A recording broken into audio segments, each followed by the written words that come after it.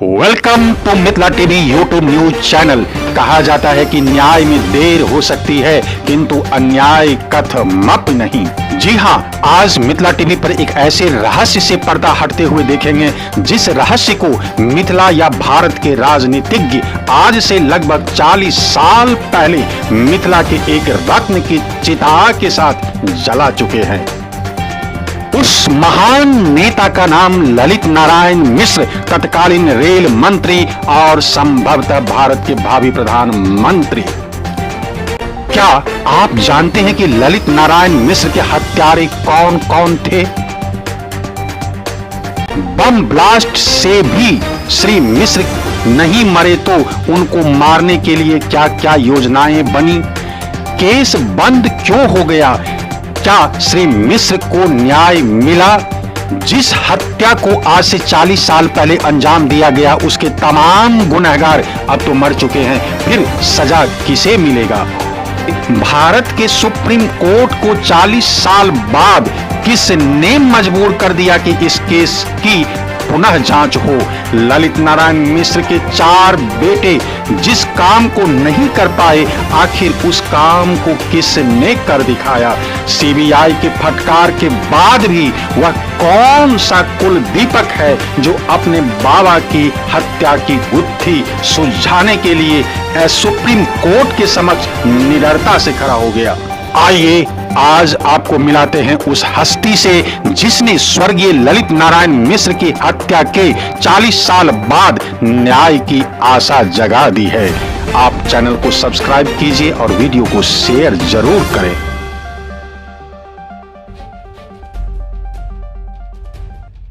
वैभव sir, Mithila TV में आज आपको हार्दिक स्वागत है। मिथिला टीवी एक यूट्यूब न्यूज चैनल है जो दिल्ली से संचालित होते आ रहा है। आज आप भी 45 साल पुराने एक रहस्य का पर्दा उठाने जा रहे हैं। इससे पहले मिथिला टीवी के दर्शक, श्रोता, सब्सक्राइबर को आप अपना एक छोटा सा परिचय सबसे पहले आप अपना दीजिए। जी नमस्कार और धन्यवाद मुझे इस प्लेटफॉर्म पे बुलाने के लिए। मैं वैभव मिश्रा, पोता श्री ललित नारायण मिश्रा, पूर्व रेल मिनिस्टर का पोता हूँ। मैं एक अधिवक्ता हूँ सुप्रीम कोर्ट और हाई कोर्ट में पिछले 8 साल से। इस बाबा के केस के रिगार्डिंग हमने एक पिटीशन डाला था सीबीआई के सामने री इन्वेस्टिगेशन की मांग करते हुए, क्योंकि बाबा, जैसे सब जानते हैं, बाबा का देहांत 75 में हुआ था समस्तीपुर में ब्लास्ट के थ्रू। जब वो रेलवे कोच लाइन इनॉग्रेशन करने गए थे और ग्रेनेड फेंक के उनकी हत्या कर दी गई थी। हमारी शुरुआत से मानना है कि ये एक बहुत बड़ी षड्यंत्र रचा गया था कि उनकी हत्या करवाई जाए, कि उनके देहांत के 6 महीने बाद ही इमरजेंसी लागू कर दिया गया था 75 जून में। और उस समय 2 लोगों पे अटैक किए गए थे। एक हमारे बाबा जो उस टाइम रेलवे मिनिस्टर थे और एक चीफ जस्टिस ऑफ इंडिया थे जस्टिस एन रे। उन पे आक्रमण किया गया तिलक मार्ग पे, और हमारे बाबा पे आक्रमण किया गया था समस्तीपुर में। जी पहले बिहार पुलिस केस हैंडल कर रही थी बाबा के देहांत के बाद, पर सीबीआई ने बाद में टेक ओवर कर लिया था उनके इन्वेस्टिगेशन को। हम एज अ विक्टिम उनकी कभी भी कंप्लेनेंट नहीं थे इस केस में, क्योंकि वो एक यूनियन मिनिस्टर थे, तो पहले बिहार पुलिस कंप्लेनेंट थी और बाद में सीबीआई कंप्लेनेंट थी। तो हम कभी पार्टी में नहीं थे इस केस में शुरुआत से। 40 साल से अधिक समय लगा तो ये केस को ट्रायल कोर्ट लेवल पे खत्म होने में। इसमें भी बहुत बड़ी अजीब बात ये थी कि जब 79 में पूरा केस ट्रांसफर हो गया बिहार पुलिस से सीबीआई को और दिल्ली में ट्रांसफर कर दिया गया, तब भी पूरा संक्षेप से कार्रवाई की नहीं गई थी। और केस ग्रुप से जिनको पकड़ा गया था उन्होंने सुप्रीम कोर्ट में एक याचिका डाली थी कि इस केस को या तो खत्म किया जाए या तो उनको रिहा किया जाए। अच्छा। सुप्रीम कोर्ट ने फिर ऑर्डर दिया था 2012 में कि इसको हर हफ्ते हियरिंग किया जाए। तब जाके कर्कड़ुमा को दिल्ली में जो है ट्रायल कोर्ट, उन्होंने 2014 में खत्म किया ट्रायल को और लाइफ सेंटेंस दिया गया आनंद वर्गीस के अक्यूज को। अच्छा। आनंद वर्गीस के अक्यूज ने फिर अपील फाइल किया दिल्ली हाई कोर्ट में, जो एडमिट भी हो गया दिल्ली हाई कोर्ट में 2015 में, और उनको बेल भी मिल गया था उसी समय। और वो अपील अभी तक चल ही रहा है। वो एडमिटेड है हाई कोर्ट में, वो पड़ा हुआ है वहाँ पे। अच्छा। हमारा ये शुरुआत से मानना रहा है कि दोषी कोई और है दोषी ये लोग नहीं है। और ये सिर्फ हमारा मानना नहीं है, कई रिपोर्ट आई थी। जस्टिस PM तारकुंडे साहब थे, उनकी इंक्वायरी कमीशन थी, उन्होंने अपनी इंक्वायरी रिपोर्ट में कई लोगों का नाम लिया है जिनका आर जुड़ता है उस समय के पावरफुल लोगों से। 75 की घटना के समय बात कर रहा हूँ मैं। उसके बाद बिहार पुलिस ने अपना एक इंडिपेंडेंट इंक्वायरी किया था। उस टाइम कर्पूरी ठाकुर की सरकार थी बिहार में और जनता दल की सरकार थी दिल्ली में। तो उस समय बिहार पुलिस ने अपना सीक्रेट इंक्वायरी रिपोर्ट बनाया था। एक SB सहाय साहब थे जो DIG थे बिहार CID पुलिस में, बाद में कोल इंडिया में गए थे। उन्होंने एक एफिडेविट पे सुप्रीम कोर्ट में कहा कि कैसे CBI ने केस को दबाया था, कैसे सही आरोपी को नहीं पकड़ा गया और कितनी बड़ी षड्यंत्र रचा गया था। दानापुर के जेलर थे हैदर अली साहब, उन्होंने भी यही एफिडेविट में, ये मैं नहीं कह रहा हूँ, ये दानापुर के जेलर कह रहे हैं और ये बिहार CID के हेड कह रहे हैं। एफिडेविट अटेस्टेशन सुप्रीम कोर्ट के सामने कैसे CBI के ऑफिसर्स आए थे, केस को दबाया गया था और एक विक्रम नाम के विटनेस थे, उनको कैसे 3rd डिग्री टॉर्चर दिया गया ताकि वो अपना सेंटेंस बदलें। बिहार पुलिस ने 75 में हत्या की महीने अंदर ही आरोपी को पकड़ लिया था, पर किसी तरीके से उनको छुड़वाया गया और जब CBI ने टेक ओवर किया तब अलग ही डायरेक्शन में इन्वेस्टिगेशन चला गया था। मैं ये भी कहना चाहूंगा कि एक जस्टिस KK मैथ्यू कमीशन थी जो उसी टाइम बनी थी 75 में, पर उस कमीशन की रिपोर्ट भी मुझे तो नहीं दिया गया, ना हमारे परिवार को दिया गया। पर उस कमीशन रिपोर्ट में भी ये कहा गया है कि और कोई आरोपी हमें लग नहीं रहे हैं, इसलिए हमें लगता है आनंद वर्गीस होंगे। मतलब ये खुद ही एक अपने में एक आश्चर्यजनक स्टेटमेंट है कि और कोई लग नहीं रहे इसलिए यही हो सकते हैं। बिल्कुल। जबकि तारकुंडे साहब, जब जनता दल की गवर्नमेंट आई, तारकुंडे साहब ने खुल के नाम लिया अपने रिपोर्ट में और कई इंटरव्यूज किए अपने इन्वेस्टिगेशन में, उन्होंने फिर रिपोर्ट दे दिया उस समय की सरकार को। तो एक और किताब थी इंडियन एक्सप्रेस की जिसका नाम था हु किल्ड एलन मिश्रा, ये उसी समय निकली थी। इस किताब ने भी कई लोगों का नाम जिक्र किया है। तो मेरा ये कहना है कि इस रिपोर्ट के बेसिस पे हम CBI गए थे नवंबर पिछले साल री इन्वेस्टिगेशन की मांग करते हुए कि एक होता है कि विक्टिम्स फैमिली जो परिवार कह रही है कि हमें दाल में कुछ काला लग रहा है, एक होता है पूरी दुनिया कह रही है। कोई दुनिया तो नहीं कह सकती, गलत हो सकती है, कुछ तो होगा। और ना ही जस्टिस तारकुंडे हमारे रिश्तेदार है, ना ही SB सहाय साहब हमारे रिश्तेदार है, ना हैदर अली साहब हमारे रिश्तेदार है। वो लोग कुछ कह रहे हैं, इंडियन एक्सप्रेस की किताब भी कुछ कह रही है, तो कुछ तो वजह होगी, इसको देखा जाए। हम CBI के साथ पास गए थे ये मांग करके, पर नवंबर 2020 में, पर हमें कोई जवाब मिला नहीं। जिसके बाद हम फिर दिल्ली हाई कोर्ट में हम पिटीशन फाइल किया अपने नाम से और कई हियरिंग्स के बाद पहले तो हमें बोला गया कि जो आनंद वर्गीस का अपील पढ़ाई हुआ है हाई कोर्ट में, तो आपका पिटीशन उस अपील के साथ सुनवाई होगी। फिर जो डिवीजन बेंच जो आनंद वर्गीस का अपील सुन रही थी, उन्होंने हमारा पिटीशन सुना और कई हियरिंग्स के बाद हमें कीर्ति उपल साहब जो सीनियर एडवोकेट हैं दिल्ली हाई कोर्ट में, उन्होंने रिप्रेजेंट किया था। उन्होंने बोला कि इसकी सुनवाई और इसके CBI को डायरेक्शन दिया जाए कि तो री इन्वेस्टिगेशन का जो कंसिडरेशन पड़ा हुआ है उनके पास हमारी तरफ से, उसमें जवाब दे। वो उस पर बैठ नहीं सकते, उनको जवाब तो देना पड़ेगा। ये डायरेक्शन दिया। फिर 16 अगस्त को हियरिंग हुई। 16 अगस्त को दिल्ली हाई कोर्ट ने CBI को डायरेक्शन दिया है कि जो हमारी रिप्रेजेंटेशन है उसको देखा जाए, कंसिडर किया जाए और 6 हफ्ते के अंदर हमें जवाब दिया जाए। तो इसी से हमें अब न्याय की थोड़ी उम्मीद जगी है 40 साल बाद सहित, पर होना बहुत जरूरी है।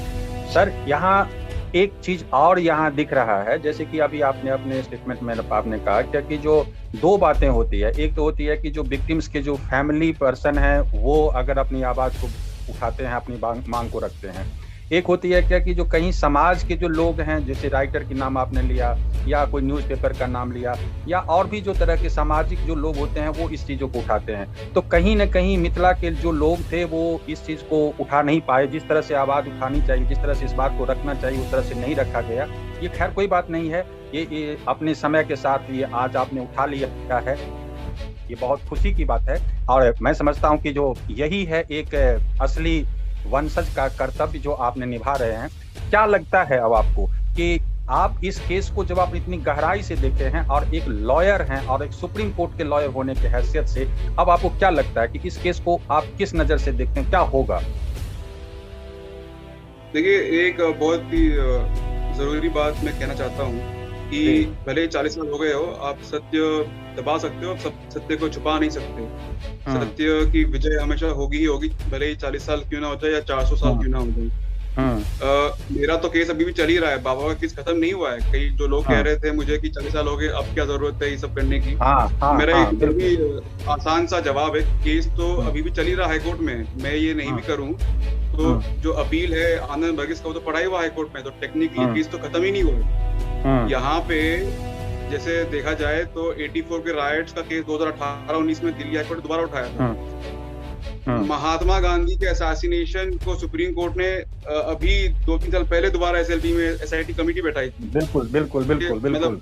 हाँ, मेरा कहने का ये मतलब है, मेरे बाबा उस लीग में है कि नहीं है वो दुनिया अपने आप समझे, पर मेरा ये कहना है कि जब सुभाष चंद्र बोस जी का केस उठ सकता है कोर्ट में इतने सालों बाद, महात्मा गांधी का केस उठ सकता है इतने सालों बाद, 84 राइट्स का केस उठ सकता है इतने सालों बाद, तो ये केस तो मेरा अभी भी चल ही रहा है। मेरा तो केस खत्म ही नहीं हुआ है, जब अपील आने से पड़ा ही हुआ है। तो केस जब खत्म ही नहीं हुआ तो मैं 40 साल के बाद, मैं 70 साल बाद भी आ सकता हूँ, पर मैं अभी भी आ गया क्योंकि केस चल रहा है। मुझे न्याय की उम्मीद इसलिए है, और मुझे न्याय की उम्मीद सीबीआई से भी है। वो मैं इसलिए कह रहा हूँ क्योंकि आखिर में सीबीआई ही कंप्लेनेंट है हमारे लिए, परिवार के लिए। हम कंप्लेनेंट नहीं है। आप कोई भी क्रिमिनल केस देखेंगे जो जिनकी हत्या होती है उनके परिवारजनक कंप्लेनेंट होते हैं, और फिर स्टेट लड़ाई करती है अक्यूज के साथ। पर इस केस में हमारे लिए कंप्लेनेंट ही सीबीआई है, तो हम किसी के पास जाएंगे तो सीबीआई के पास जाएंगे। हमें सीबीआई से उम्मीद है, सीबीआई कंप्लेनेंट है हमारे लिए। इसलिए हम उम्मीद है कि भले ही 40 साल क्यों ना हो जाए, पर क्योंकि केस पड़ा ही हुआ था हाईकोर्ट में इतने सालों से, तो हमें उम्मीद है सीबीआई कुछ करेगी, और सीबीआई से हमें काफी उम्मीद है। और हम आशा करते हैं कि सीबीआई इस पे री-इन्वेस्टिगेशन को देखे, इन रिपोर्ट्स को देखे। ये आर्गुमेंट होता है, ये अलग बात होती जब सिर्फ हम ही ये चिल्ला के कह रहे होते, पर पूरी दुनिया तो गलत नहीं हो सकती ना। और ये जो लोग जो कह रहे हैं वो कोई आम इंसान नहीं है, वो एक रिटायर्ड जज है। जैसे तारकुंडे बम्बई हाईकोर्ट के जज हुआ करते थे, सुप्रीम कोर्ट में एडवोकेट थे। इंडियन एक्सप्रेस की किताब हेलन मिश्रा अरुण शूरी साहब ने लिखी है, वो पत्रकार थे उस टाइम इंडियन एक्सप्रेस के। अरुण शूरी साहब बाद में पॉलिटिक्स में भी आए। ये साहब डीआईजी थे बिहार पुलिस के। हैदर अली साहब दानापुर जेल के जेलर थे। ये लोग मतलब इनका क्या लेना देना मुझसे या मेरे परिवार से? इन्होंने लिखा, और इन्होंने सिर्फ ये दबी हुई आवाज नहीं लिखा, सुप्रीम कोर्ट में इनका एफिडेविट फाइल है। सुप्रीम कोर्ट में एफिडेविट फाइल है इनका कि ये गलत हुआ है, इसमें जांच में गलत तरीके से किया गया है, दबाया गया है केस को।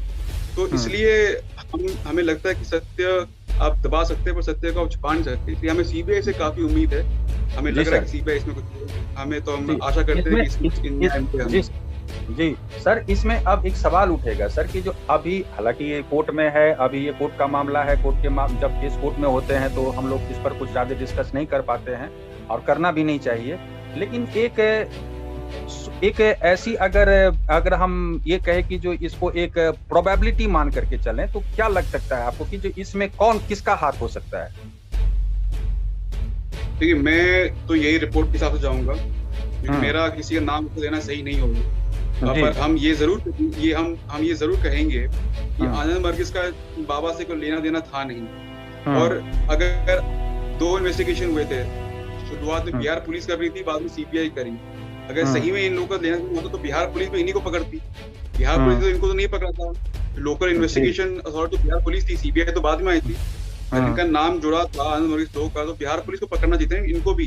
ये बाद में ये लोग क्यों आए, और बिहार पुलिस जिनको पकड़ा था वो क्यों छूट गए, ये भी एक सवाल है। जिनको बिहार पुलिस ने पकड़ लिया था, 2-3 महीने में केस खत्म भी हो गया था, वो लोग क्यों छूटे, किसके दबाव पे छूटे, क्यों छोड़ा गया उन्हें? जो सीबीआई आने के बाद केस का पूरा रूप ही रंग बदल गया। हमारा ये मानना है कि जो नाम तारकुंडे साहब की रिपोर्ट में है, जो नाम इंडियन एक्सप्रेस की किताब में है, जो नाम लिया गया है इन सब इंक्वायरी रिपोर्ट्स में, वो नाम देखा जाए। वो सब सारे नाम जनता के पास तो नहीं, वो सारे नाम उस टाइम के पावरफुल लोगों से जुड़े हुए थे। इसलिए ये मामूली किलिंग नहीं थी, ये पॉलिटिकल कंस्पिरेसी थी, पॉलिटिकल किलिंग थी। वो क्यों हुई, क्या हुई, एक रहस्यमय है। इसलिए इसकी जांच गहराई तक होना बहुत जरूरी है और सत्य का सामने आना बहुत जरूरी है। हाँ, आपके सवाल के जवाब में ये जरूर दे सकता हूँ कि उस समय बाबा एक बहुत पावरफुल एंटिटी थे अपने में, और क्योंकि वो रेलवे मिनिस्टर से पहले कई पोर्टफोलियोज होल्ड कर चुके थे, फॉरेन ट्रेड का भी था, कॉमर्स का भी था, डिफेंस का भी था, उससे पहले पार्लियामेंट सेक्रेटरी भी थे। मुझे कहने की जरूरत नहीं, दुनिया को पता है। पर इसलिए वो उनकी हत्या करना एक अपने में बहुत बड़ा षड्यंत्र था। आज के जमाने में, आज के समय में कोई एक मेंबर पार्लियामेंट का भी हत्या छोड़िए, अटैक भी कर ले, केस को दबाना छोड़िए, कि कोई केस सुलझा ये मोड़ नहीं सकता। वो तो उस समय के रेलवे मंत्री थे, उनकी हत्या करवा दी गई। ट्रेन चल रही थी समस्तीपुर से, आसपास के अस्पताल पे नहीं ले जाया गया, दूर के अस्पताल ले जाया गया, ट्रेन को रोका गया ताकि उनकी हत्या ट्रेन में ही हो जाए। वो फिर भी बच गए थे, अस्पताल में रिक्यूपरेट ठीक भी हुए, पर अगले दिन उनको इतना बड़ा हार्ट अटैक आया, वो नहीं बच पाए उसमें। मैं यही कहना चाहता हूँ कि इतनी बड़ी षड्यंत्र कौन कर सकता है? ये मुझे नहीं लगता कि आनंद मर्ग या कोई आम इंसान कर सकता है। ये बहुत बड़ा पॉलिटिकल कंस्पिरेसी बहुत पावरफुल लोग से ही हो सकता है। ऐसे किसी रेलवे मिनिस्टर की हत्या नहीं हो सकती है, स्पेशली जब उनकी हत्या के 6 महीने बाद ही इमरजेंसी लग गया। जी, ये तो तय बात है कि ललित नारायण मिश्र की हत्या नहीं हुई थी, ये हत्या एक मिथिलांचल की हत्या हुई थी। हमारे जर्नलिज्म में ये लिखा गया कि ये हत्या एक मिथिलांचल के जो माइंड था, उस माइंड को लोग विश्व मानता था, और उस उभरते हुए जो एक नेता थे, उस नेता की जो हाइट थी वो कहाँ तक जाती, ये अनुमान लगाया जाता था। और आपकी बात बहुत हद तक सच भी है कि वो एक हत्या थी, और वो एक मिथिलांचल के बुद्धिमता की हत्या हुई थी। और आप जो बात कह रहे हैं सर, एक छोटा सा सवाल, मेरा एक जवाब चाहिए मुझे, कि जो लोग इन जिन बुक के नाम, जिन किताबों के नाम आपने गिनाए हैं, जिन हस्ती के नाम आपने बताए हैं, उन लोगों की किताबों को बहुत से लोग नहीं पढ़ पा रहे हैं, बहुत से लोग नहीं जान पा रहे हैं, तो क्या आप थोड़ा बताएंगे कि ये जो हस्ती हैं वो अपने किताबों में किन किन व्यक्ति की तरफ इशारा किए हैं? मैं मिथिलांचल की बात, आपने पहले मिथिलांचल की बात कह देता हूँ मैं। मुझे नहीं पता था कि हाँ, बाबा अपने समय में एक बहुत बड़े पॉलिटिकल फिगर थे और लोकप्रिय फिगर थे, पर मुझे नहीं पता था कि आज की पीढ़ी में उनका इतना मान सम्मान होगा। पर मैं हैरान था कि जब मैंने केस सीबीआई के पास गया और जब मैं हाईकोर्ट के पास गया, मुझे सिर्फ मिथिलांचल नहीं, पूरे बिहार, झारखंड, उत्तर प्रदेश, पूरे हिंदुस्तान के देश के कई जगह से इतने मैसेजेस और आए हैं कि आप इसमें लगे रहिए। और मुझे बिल्कुल उम्मीद नहीं थी, मुझे लगा उस समय के लोगों को याद होगा, मुझे आज के नए युग के लोग को पता होगा, मुझे कोई उम्मीद नहीं थी। पर मैं हैरान था, मुझे बहुत अच्छा लगा कि ना सिर्फ मिथिलांचल, पूरे बिहार और पूरे उत्तर प्रदेश और झारखंड से लोगों ने मैसेज किया और इसका सपोर्ट किया कि इसमें सत्य सामने आना चाहिए, इस केस की, इसके जो रहस्यमय हत्याकांड तक सच्चाई इसकी बाहर आनी चाहिए। तो मैं बहुत ही खुश था और मेरे परिवार लोग भी बहुत खुश थे कि आज भी उनका नाम सम्मान लोगों के दिलों में है, लोगों के बीच में है, सिर्फ उस युग के लोगों के बीच में नहीं, आज के युग, आज की जनता के दिलों में उनका नाम सम्मान है। रही बात जो किताबों का आप नाम ले रहे हैं, उसमें कई लोगों का नाम लिया गया है। जैसे लोकल लेवल पे एक अरुण कुमार मिश्रा, अरुण कुमार ठाकुर जी का नाम लिया गया था। अच्छा। एक रामविलास झा थे, उनका नाम लिया गया है। MLC थे, उनका नाम लिया गया है। ये एक यशपाल कपूर थे जो उस टाइम कनेक्टेड थे सेंट्रल गवर्नमेंट, उनका नाम लिया गया है। तो मैं अभी ये भी कह दूं, ये नाम भी सही है कि नहीं है मुझे नहीं पता, पर ये नाम है, क्योंकि नाम एक रिपोर्ट में नहीं है, कई रिपोर्ट में है। तो ये सीबीआई क्यों नहीं देख सकती है कि इसमें क्या वजह थी इनका नाम लिया गया है? जो ये नाम है, ये कोई मामूली आम लोगों के नाम नहीं थे, ये बहुत बड़े लोगों के नाम थे, इनका कनेक्शन में बहुत बड़े लोगों से था। तो इन नाम जो मैं जिक्र किया, इनको इन्वेस्टिगेशन किया जाए और देखा जाए। अब मुझ पे एक घूम फिर के सवाल जो कई बार लोग कह चुके हैं कि चलिए मान लीजिए आपकी बात हमने मान ली, ये आनंद वर्गीस नहीं है, कोई और थे। पर बात बताइए, 40 साल हो गए, जो आपको लगता है होंगे, क्या वो जिंदा भी हैं आज की दुनिया में? क्या वो हैं भी? तो हम किसे अरेस्ट करें, इन्हें हम पकड़ें? मेरा बहुत ही सीधा सा जवाब है, देखिए, ये लड़ाई सत्य की है। 100 साल बाद ना इस दुनिया में मैं रहूंगा, 100 साल बाद बहुत लोग नहीं रहेंगे, पर ये सत्य रहेगा आज भी, 100 साल बाद भी, 1000 साल बाद भी।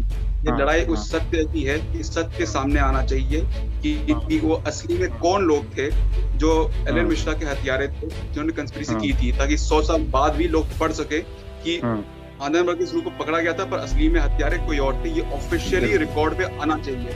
वो आज की दुनिया में है या नहीं है ना मुझे पता है, ये एजेंसी पता करेगी, अरेस्ट करेगी, नहीं भी है, पर सत्य सामने आना चाहिए कि ये लोग थे। इसलिए बार बार दोहराता हूँ, ये लड़ाई सिर्फ मेरी नहीं है, ये जनता की लड़ाई है, लोगों की लड़ाई है और सत्य की लड़ाई है।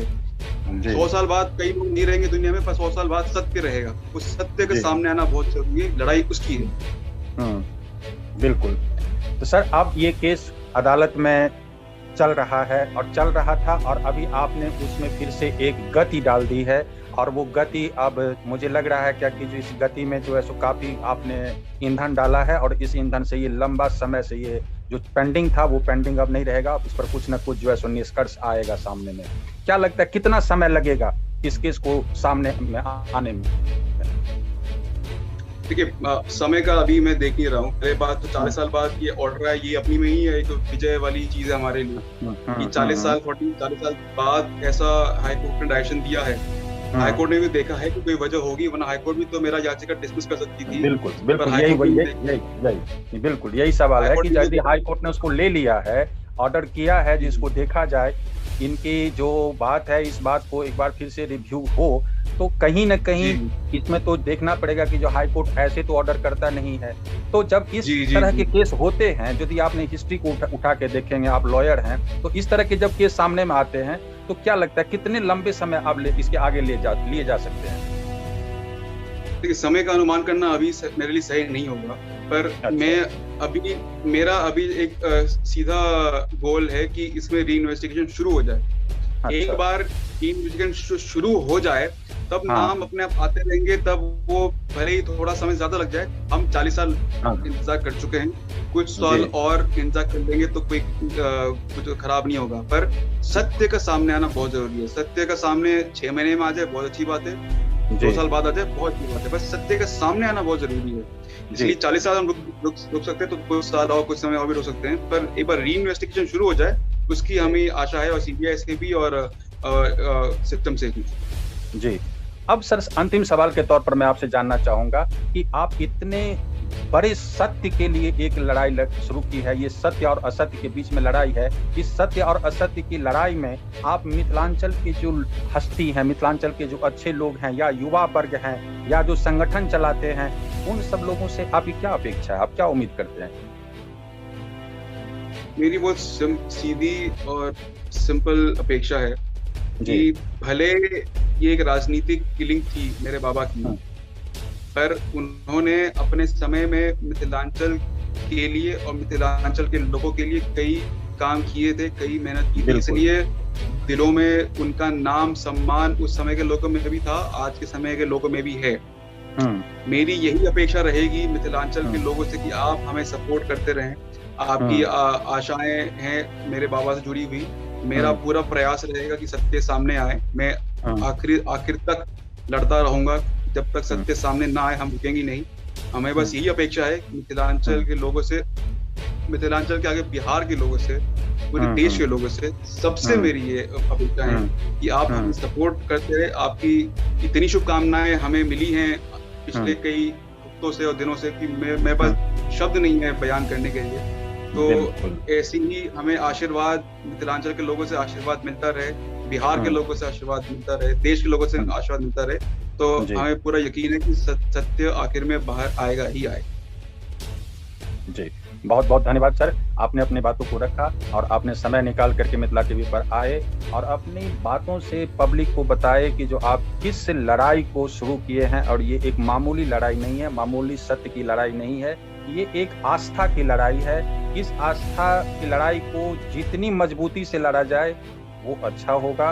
ये राजनीतिक हत्या है या जो भी है, अब ये अदालत तय करे, अदालत जल्दी से जल्दी इस पर अपनी कार्रवाई शुरू करे और इस पर सुनवाई हो। आप इस पर लगे हुए हैं, हम लोग फिर आपसे संपर्क करेंगे जब इस केस में थोड़ी सी अगर और प्रोन्नति होती है और अगर आगे केस बढ़ता है तो फिर हम आपसे संपर्क करेंगे। आज आपने समय निकाला, इसके लिए आपको बहुत बहुत धन्यवाद सर। धन्यवाद, बहुत बहुत। हे प्रत्यक्षदर्शी, जो अपने के ई वीडियो नीक लागल तो तत्क्षण सब्सक्राइब कर जाओ। मिथिला टीवी के संपर्क सूत्र आज 9971362584। संपादक श्याम सुंदर झा, उप संपादक विभा झा। धन्यवाद।